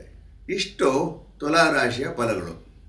ವೃಶ್ಚಿಕ ರಾಷ್ಟ್ರಾಧಿಪತಿ ಕುಜ ಸ್ವಕ್ಷೇತ್ರ ಮೇಷದಲ್ಲಿದ್ದರೂ ಅಶುಭ ಷಷ್ಠದಲ್ಲಿದ್ದಾನೆ. ಇದರಿಂದ ಮೇಷರಾಶಿಯವರ ಆರೋಗ್ಯದಲ್ಲಿ ಅಷ್ಟು ಸಮಾಧಾನ ಇರೋದಿಲ್ಲ. ಚತುರ್ಥದಲ್ಲಿ ಅಂದರೆ ಕುಂಭದಲ್ಲಿ ರಾಹು ಇರೋದ್ರಿಂದ ತಾಯಿ ಯೋಗಕ್ಷೇಮಕ್ಕೆ ಒಳ್ಳೆಯದಲ್ಲ. ಚತುರ್ಥ ಅಂದರೆ ಮಾತೃಸ್ಥಾನ ಅಂತ ಹೇಳ್ತೀವಿ, 4ನೇ ಮನೆ. ಇನ್ನು ಪಂಚಮದಲ್ಲಿ ಶನಿ ಇರೋದ್ರಿಂದ ಮಕ್ಕಳ ವಿಷಯದಲ್ಲಿ ಏನೋ ಸ್ವಲ್ಪ ಅಸಮಾಧಾನಗಳು ಉಂಟಾಗುತ್ತೆ. ಕರ್ಮಸ್ಥಾನಾಧಿಪತಿ ರವಿ ಸಪ್ತಮದಲ್ಲಿದ್ದರೆ ವ್ಯವಹಾರಕ್ಕೆ ಒಳ್ಳೆಯದು. ಪತಿ ಅಥವಾ ಪತ್ನಿ ಕೆಲಸ ಹುಡುಕ್ತಾ ಇದ್ದರೆ ಕೆಲಸ ಲಭ್ಯ ಉಂಟಾಗುತ್ತೆ. ಅಷ್ಟಮಾಧಿಪತಿ ಹಾಗೂ ಲಾಭಾಧಿಪತಿ ಬುಧ ರಾಶಿಯ ಮೇಲೆ ದೃಷ್ಟಿ ಆಗಿರೋದ್ರಿಂದ ಪಿತ್ರಾರ್ಜಿತ ಆಸ್ತಿ ಲಭ್ಯ ಆಗ್ಬೋದು. ಸಪ್ತಮಾಧಿಪತಿ ಶುಕ್ರ ಅಷ್ಟಮದಲ್ಲಿರೋದ್ರಿಂದ ಸಂಗಾತಿಗೆ ಒಂದು ಸಣ್ಣ ಶಸ್ತ್ರಚಿಕಿತ್ಸೆ ಕೂಡ ಸಾಧ್ಯ. ಇನ್ನು ಗುರು ಭಾಗ್ಯಸ್ಥಾನದಲ್ಲಿ ಉಚ್ಚನಾಗಿದ್ದು ರಾಶಿಯ ಮೇಲೆ ದೃಷ್ಟಿ ಹಾಕಿರೋದ್ರಿಂದ ಕೆಲವು ಯಾರು ಕಷ್ಟಗಳು ಭಾಳ ಅನುಭವಿಸ್ತಾ ಇರ್ತಾರೋ ಆ ಕಷ್ಟಗಳು ಸ್ವಲ್ಪ ತಿಳಿಯಾಗ್ತಾ ಬರುತ್ತೆ. ಇನ್ನು 10ನೇ ಮನೆಯಲ್ಲಿ ಮಾತೃಕಾರಕ ಚಂದ್ರ ಹಾಗೂ ಕೇತು ಇರೋದ್ರಿಂದ ತಾಯಿ ಯೋಗಕ್ಷೇಮಕ್ಕೆ ಒಳ್ಳೆಯದಲ್ಲ. ಪರಿಹಾರ: ರಾಷ್ಟ್ರಾಧಿಪತಿ ಕುಜನನ್ನು ಬಲಪಡಿಸಬೇಕು. ಹೀಗಾಗಿ ಕುಜ ಮಂತ್ರವನ್ನು 28 ಬಾರಿ ಬೆಳಗ್ಗೆ ಅಥವಾ ಸಂಜೆ ಉತ್ತರಾಭಿಮುಖ ಜಪಿಸಬೇಕು. ಕುಜಮಂತ್ರ ಈ ರೀತಿಯಲ್ಲಿ ಬರುತ್ತೆ: ಧರಣೀಯ ಗರ್ಭ ಸಂಭೂತಂ ವಿದ್ಯುತ್ ಕಾಂತಿ ಸಮಪ್ರಭಂ ಕುಮಾರಂ ಶಕ್ತಿ ಹಸ್ತಂ ಚ ಮಂಗಳಂ ಪ್ರಣಮಾಮ್ಯಹಂ. ಇನ್ನೊಮ್ಮೆ ಹೇಳ್ತೀನಿ ವೀಕ್ಷಕರೇ: ಧರಣೀಯ ಗರ್ಭ ಸಂಭೂತಂ ವಿದ್ಯುತ್ ಕಾಂತಿ ಸಮಪ್ರಭಂ ಕುಮಾರಂ ಶಕ್ತಿ ಹಸ್ತಂ ಚ ಮಂಗಳಂ ಪ್ರಣಮಾಮ್ಯಹಂ.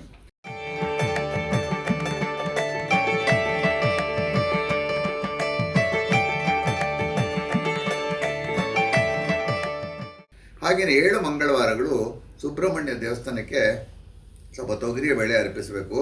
ಮೊದಲನೇ ಮಂಗಳವಾರ ಸ್ವಲ್ಪ ಕೆಂಪು ವಸ್ತ್ರ ಕೂಡ ಅರ್ಪಿಸಿ. ಇಷ್ಟು ವೃಶ್ಚಿಕ ರಾಶಿಯ ಫಲಾಫಲಗಳು. ಈಗ ಧನುಸ್ ರಾಷ್ಟ್ರಾಧಿಪತಿ ಗುರು ಅಷ್ಟಮಕ್ಕೆ ಬಂದಿರೋದು ಅಷ್ಟು ಶುಭ ಅಲ್ಲ. ಕೆಲವು ಮುಖ್ಯ ಕೆಲಸಗಳು ಸ್ಥಗಿತ ಆಗಬಹುದು. ಹಾಗೆಯೇ 3ನೇ ಮನೆಯಲ್ಲಿ ರಾಹು ಇರೋದ್ರಿಂದ ಧನುರಾಶಿಯ ಒಡ ಹುಟ್ಟದವರ ಯೋಗಕ್ಷೇಮಕ್ಕೆ ಅಷ್ಟು ಒಳ್ಳೆಯದಲ್ಲ. ಕೆಲಸಕ್ಕೆ ಬಾರದಿರೋ ಪ್ರಯಾಣಗಳಿಂದ ದೈಹಿಕ ದಣಿವು ಉಂಟಾಗುತ್ತೆ. ಇನ್ನು 4ನೇ ಮನೆ ಅಂದರೆ ಮೀನದಲ್ಲಿ ಶನಿ ಇರೋದ್ರಿಂದ ಧನುರಾಶಿಯವರಿಗೆ ಅರ್ಧಾಷ್ಟಮ ಶನಿ ನಡೀತಾ ಇದೆ. ಇದರಿಂದ ಮನಸ್ಸಿಗೆ ಏನೋ ಒಂದು ಬಾಧೆ, ಸ್ವಲ್ಪ ದುಃಖ ಅಥವಾ ನೋವು, ಯಾರಿಗೂ ಹೇಳ್ಕೊಳಕ್ಕಾಗದ ಒಂದು ಸಂದಿಗ್ಧ ಪರಿಸ್ಥಿತಿ ಉಂಟಾಗ್ಬೋದು. ಪಂಚಮಾಧಿಪತಿ ಕುಜ ಪಂಚಮದಲ್ಲಿರೋದ್ರಿಂದ ಕೆಲವು ಹೂಡಿಕೆಗಳಿಂದ ಲಾಭ ಉಂಟಾಗುತ್ತೆ. ಪಂಚಮ ಪುತ್ರಸ್ಥಾನ ಆಗಿರೋದ್ರಿಂದ ಇಲ್ಲಿ ಕುಜ ಇರೋದ್ರಿಂದ ಧನುರಾಶಿಯ ಗರ್ಭಿಣಿಯರು ಹೆಚ್ಚಿನ ಜಾಗ್ರತೆ ವಹಿಸಬೇಕು.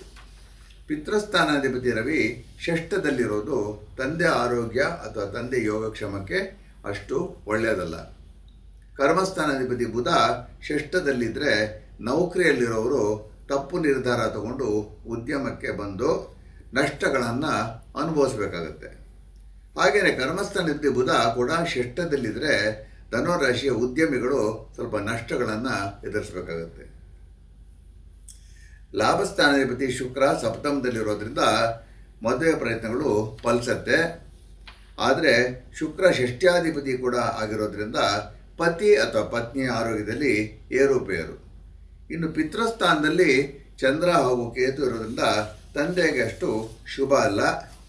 ಇನ್ನು ಪರಿಹಾರಕ್ಕೆ ಸಂಬಂಧಪಟ್ಟಂತೆ ರಾಷ್ಟ್ರಾಧಿಪತಿ ಗುರುಗೆ ಬಲ ಇಲ್ಲ. ಗುರು ಉಚ್ಚ ಸ್ಥಾನದಲ್ಲಿದ್ದರೂ ಇದು ಅಷ್ಟಮ ಗುರು, ಹೀಗಾಗಿ ಅಷ್ಟು ಶುಭ ಅಲ್ಲ. ಗುರು ರಾಷ್ಟ್ರಾಧಿಪತಿ ಚಂದ್ರನಿಗೆ ಬಲ ಇಲ್ಲ. ಚಂದ್ರನಿಗೆ ಅಷ್ಟಮಾಧಿಪತಿ ದೋಷ ಕೂಡ ಇರುತ್ತೆ. ಹೀಗಾಗಿ ಧನುರಾಶಿಯವರು ಶಿವನ ಆರಾಧನೆ ಮಾಡಿದರೆ ಬಹಳ ಒಳ್ಳೆಯದು. ಬೆಳಗ್ಗೆ ಅಥವಾ ಸಂಜೆ ಉತ್ತರಾಭಿಮುಖ ಓಂ ನಮಃ ಶಿವಾಯ ಮಂತ್ರವನ್ನು ಕನಿಷ್ಠ 300 ಬಾರಿ ಜಪಿಸಿದರೆ ಬಹಳ ಒಳ್ಳೆಯದು.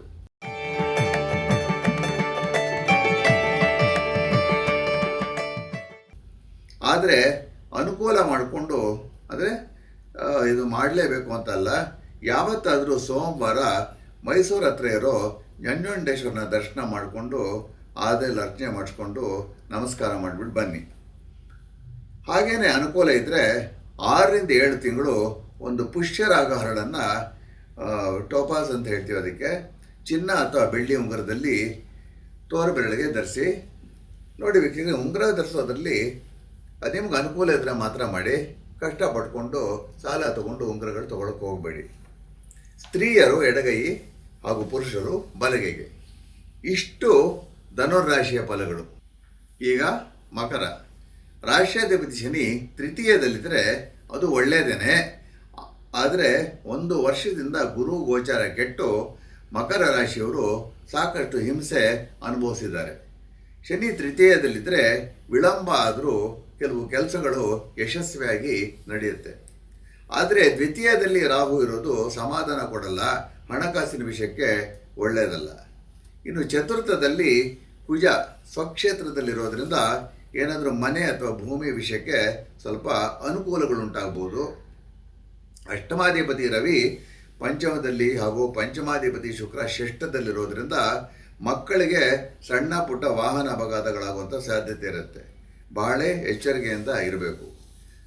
ಸಪ್ತಮದಿಂದ ಗುರು ರಾಶಿಯ ಮೇಲೆ ದೃಷ್ಟಿ ಹಾಕಿರೋದ್ರಿಂದ ಮಾನಸಿಕ ಹಿಂಸೆಗಳು ಸ್ವಲ್ಪ ಕಡಿಮೆ ಆಗುತ್ತೆ. ಸಪ್ತಮಾಧಿಪತಿ ಚಂದ್ರ ಕೇತುಗ್ರಸ್ತನಿಗೆ ಅಷ್ಟಮದಲ್ಲಿರೋದ್ರಿಂದ ಸಂಗಾತಿ ಪತಿ ಅಥವಾ ಪತ್ನಿಯ ಆರೋಗ್ಯಕ್ಕೆ ಅಷ್ಟು ಒಳ್ಳೆಯದಲ್ಲ. ಅಷ್ಟಮದಲ್ಲಿ ಕೇತು ಇರೋದ್ರಿಂದ ಮಕರ ರಾಶಿಯವರಿಗೆ ಸಣ್ಣ ಪುಟ್ಟ ಶಸ್ತ್ರಚಿಕಿತ್ಸೆ ನಡೆಯಬಹುದು. ಅಂದರೆ ಯಾವ ರೀತಿಯಲ್ಲಿ ಅಂದರೆ ಎಲ್ಲೊಂದು ಕಡೆ ಬೊಬ್ಬೆ ಬರೋದು, ಗುಳ್ಳೆ ಬರೋದು, ಈ ರೀತಿ.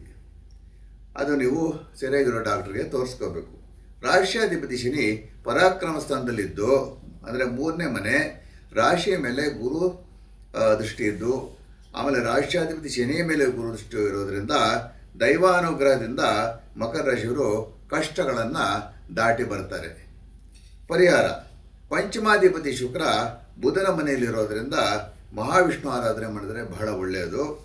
ಅಭ್ಯಾಸ ಇರೋರು ಕನಿಷ್ಠ 3 ತಿಂಗಳ ಕಾಲ ಸಂಜೆ ಸೂರ್ಯಾಸ್ತಮದ ಹೊತ್ತಿಗೆ ಗೋಧೋಳಿ ಮುಹೂರ್ತದಲ್ಲಿ, ಅಂದರೆ ಸಂಜೆ 5 ಗಂಟೆಯಿಂದ 7 ಗಂಟೆ ಒಳಗೆ ವಿಷ್ಣು ಸಹಸ್ರನಾಮ ಪಾರಾಯಣ ಮಾಡಿದರೆ ಬಹಳ ಒಳ್ಳೆಯದು.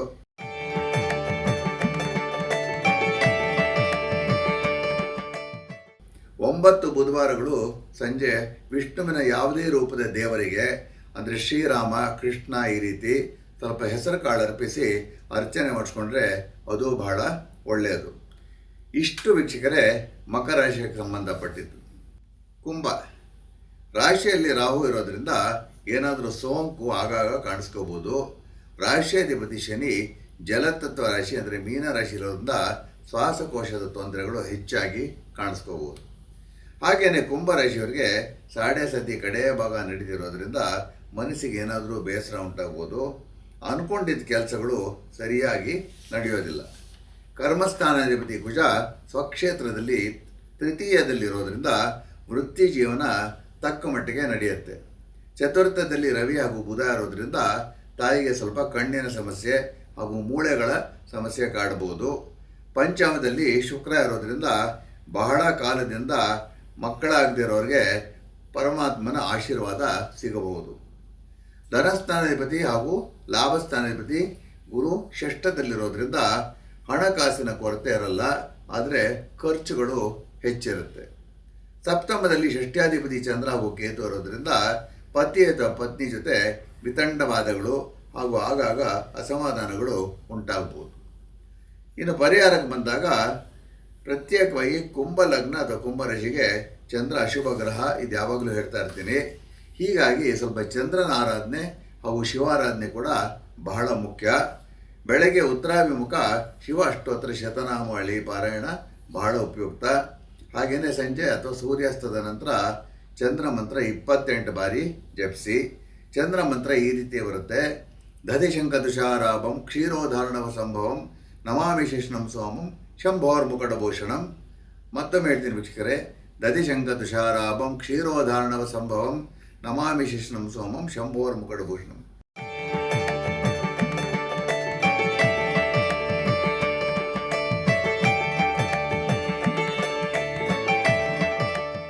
ಇಷ್ಟು ಕುಂಭರಾಶಿಯ ಫಲಗಳು. ಮೀನರಾಶಿಗಂತೂ ಹೋದ ಒಂದು ವರ್ಷದಿಂದ ಬಹಳನೇ ಸಂಕಟ. ನನ್ನ ಹತ್ರ ಬರೋ ಮೀನರಾಶಿಯವರು ಬಹಳ ಮಂದಿ ಒಂದು ವರ್ಷದಿಂದ ಬಹಳ ಕಷ್ಟಗಳನ್ನು ಅನುಭವಿಸ್ತಾ ಇದ್ದಾರೆ. ಯಾಕಂದರೆ ಇವರಿಗೆ ಸಾಡೆ ಸಾತಿ ಮಧ್ಯಭಾಗ ನಡೀತಿದೆ. ಆದರೆ ಈಗ ಗುರು ಸ್ವಲ್ಪ ಶುಭ ಸ್ಥಾನಕ್ಕೆ ಬರ್ತಾ ಇದ್ದಾನೆ. ದ್ವಿತೀಯದಲ್ಲಿ ಕುಜ ಇರೋದ್ರಿಂದ ಹಣಕಾಸಿನ ಸಮಸ್ಯೆಗಳು ಸ್ವಲ್ಪ ಸುಧಾರಣೆ ಆಗಬಹುದು. ತೃತೀಯದಲ್ಲಿ ಷಷ್ಠ್ಯಾಧಿಪತಿ ರವಿ ಇರೋದರಿಂದ ಮೀನರಾಶಿಯವರಿಗೆ ದೃಷ್ಟಿ ಹೆಚ್ಚಾಗಿ, ಅಂದರೆ ಅವರಿಗೆ ದೃಷ್ಟಿಕೋನ ಜಾಸ್ತಿ ಇರ್ತಾರೆ. ಸ್ವಲ್ಪ ಆರೋಗ್ಯದಲ್ಲಿ ಏರುಪೇರು ಉಂಟಾಗಬಹುದು. ಶನಿ ಜನ್ಮರಾಶಿಯ ಮೇಲಿರೋದು ಇದು ಸುಸ್ತು ಉಂಟು ಮಾಡುತ್ತೆ. ನಿಶಕ್ತಿ, ನಿದ್ದೆ ವೈಪರೀತ್ಯಗಳು ಇದೆಲ್ಲ ಸ್ವಲ್ಪ ಪದೇ ಪದೇ ಕಾಡ್ತಾನೆ ಇರುತ್ತೆ. ಮೀನರಾಶಿಗೆ ಶುಕ್ರ ಅಶುಭ ಗ್ರಹ ಅಂತ ನಾನು ಯಾವಾಗಲೂ ಹೇಳ್ತಾ ಇರ್ತೀನಿ. ಚತುರ್ಥಾಧಿಪತಿ ಬುಧ ಚತುರ್ಥದಿಂದ ವ್ಯಯಸ್ಥಾನದಲ್ಲಿ, ಅಂದರೆ ಮಾತೃಸ್ಥಾನದಿಂದ 12ನೇ ಮನೆಯಿರೋದ್ರಿಂದ, ಹಾಗೆ ಶುಕ್ರ ಚತುರ್ಥದಲ್ಲಿ ಇರೋದರಿಂದ ತಾಯಿಗೆ ಅಷ್ಟು ಕ್ಷೇಮ ಅಲ್ಲ. ಪಂಚಮದಲ್ಲಿ ಗುರು ಉಚ್ಚನಾಗಿ ರಾಶಿಯ ಮೇಲೆ ದೃಷ್ಟಿ ಹಾಕಿರೋದ್ರಿಂದ ದೇಹಕ್ಕೂ ಹಾಗೂ ಮನಸ್ಸಿಗಾಗಿರೋ ಕೆಲವು ನೋವುಗಳು ಕಡಿಮೆ ಉಂಟಾಗುತ್ತೆ. ಹಾಗೆಯೇ ಪಂಚಮದಲ್ಲಿ ಗುರು ಇರೋದು ಮಕ್ಕಳ ಯೋಗಕ್ಷೇಮಕ್ಕೆ ಒಳ್ಳೆಯದೇ. ಆದರೂ ಪಂಚಮಾಧಿಪತಿ ಚಂದ್ರ ಷಷ್ಠದಲ್ಲಿ ಕೇತು ಗ್ರಸ್ತನಾಗಿರೋದ್ರಿಂದ ಮೀನರಾಶಿಯವರ ಮಕ್ಕಳ ಆರೋಗ್ಯದಲ್ಲಿ ಸಣ್ಣ ಪುಟ್ಟ ಏರುಪೇರುಗಳಿರುತ್ತೆ. ಹಾಗೆಯೇ ಸಾಡೆ ಸಾತಿ ಶನಿ ಮೇಲೆ ಗುರು ದೃಷ್ಟಿ ಬೇರೆ ಇರೋದರಿಂದ ಗುರುವಿಂದ ಶನಿ 9ನೇ ಮನೆ, 9ನೇ ಮನೆ ಶನಿಯಿಂದ 5ನೇ ಮನೆಯಲ್ಲಿ ಗುರು ಇರೋದು, ಇದು ಭಾಗ್ಯ ಯೋಗ ಅಂತ ಹೇಳ್ತೀವಿ. ಒಂಥರ ಅದು ಅನಿರೀಕ್ಷಿತವಾಗಿ ಏನಾದರೂ ಭಾಗ್ಯ ಉಂಟಾಗುತ್ತೆ, ಸಂತೋಷ ಪಡುವಂಥ ಸ್ಥಿತಿಗತಿಗಳು ಉಂಟಾಗುತ್ತೆ. ಅದರಿಂದ ಸಾಡೆ ಸತಿ ಎಫೆಕ್ಟು ಸ್ವಲ್ಪ ಕಡಿಮೆ ಆಗುತ್ತೆ. ವ್ಯಯಸ್ಥಾನದಲ್ಲಿ ಅಂದರೆ 12ನೇ ಮನೆ ರಾಹು ಇರೋದ್ರಿಂದ ಆಗಾಗ ಸ್ವಲ್ಪ ನಿದ್ದೆ ಕೆಡುತ್ತೆ. ಯಾಕಂದರೆ 12ನೇ ಮನೆಗೆ ನಾವು ಶಯನಸ್ಥಾನ ಅಂತ ಹೇಳ್ತೀವಿ. ಇನ್ನು ಪರಿಹಾರಕ್ಕೆ ಸಂಬಂಧಪಟ್ಟಿದ್ದ ವಿಷಯದಲ್ಲಿ ರಾಶಿಯಲ್ಲಿ ಶನಿ ಇರೋದರಿಂದ, ಹಾಗೆಯೇ ರಾಶ್ಯಾಧಿಪತಿ ಗುರು ಚಂದ್ರನ ಮನೆಯಲ್ಲಿರೋದ್ರಿಂದ ಶಿವನ ಆರಾಧನೆ ಬಹಳ ಮುಖ್ಯ. ಮೀನರಾಶಿಯವರು ಕೂಡ ದಿನನಿತ್ಯ ಬೆಳಗ್ಗೆ ಅಥವಾ ಸಂಜೆ ಉತ್ತರಾಭಿಮುಖ ಮಹಾಮೃತ್ಯುಂಜಯ ಮಂತ್ರ 108 ಬಾರಿ ಜಪಿಸಿದರೆ ಬಹಳ ಒಳ್ಳೆಯದು. ಓಂ ತ್ರಯಂಬಕಂ ಯಜಾಮಹೇ ಸುಗಂಧಿಂ ಪುಷ್ಟಿವರ್ಧನಂ ಉರ್ವಾರುಕಮೇವ ಬಂಧನಾನ್ ಮೃತ್ಯೋರ್ಮುಕ್ಷೀಮಾಮೃತಾತ್.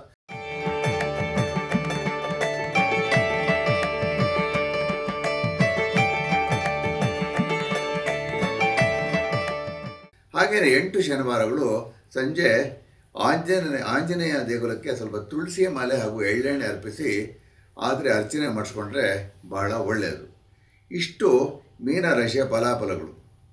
ಈ ದೀರ್ಘ ಸಂಚಿಕೆ ಕೂಡ ನಿಮ್ಮೆಲ್ಲರಿಗೂ ಇಷ್ಟ ಆಯಿತು ಅಂತ ಭಾವಿಸ್ತಾ ಈ ಸಂಚಿಕೆಯನ್ನು ಮುಗಿಸ್ತೀನಿ. ನಿಮ್ಮೆಲ್ಲರಿಗೂ ನನ್ನ ಗೌರವಾನ್ವಿತ ನಮಸ್ಕಾರಗಳು. ಕೃಷ್ಣಂ ವಂದೇ ಜಗದ್ಗುರುಂ.